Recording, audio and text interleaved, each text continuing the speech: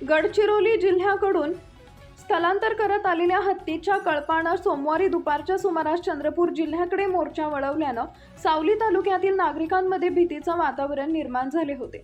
वैनगंगा नदीपात्रातून सुमारे 20 हत्तींचा कळप सावली तालुक्यात दाखल झाला होता। माहितीनुसार वैनगंगा नदीकाठावरील बोरमाळा घाट परिसरात हत्तींचा कळप शिरला। हत्तींच्या हालचालींची माहिती मिळताच वन विभाग तातडीनं सतर्क झाला।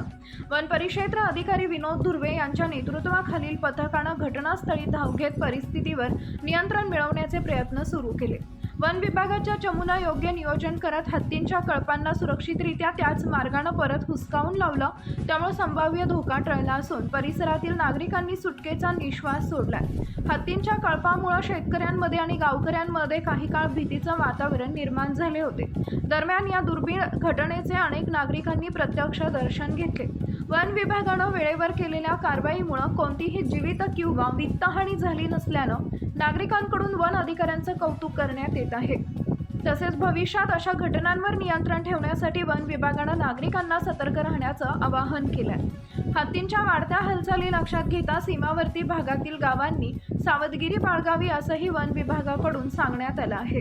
ब्युरो न्यूज 7 मराठी, सावली, चंद्रपूर। लाईक करा, शेअर करा, सबस्क्राईब करा आणि बेल आयकॉन प्रेस करा।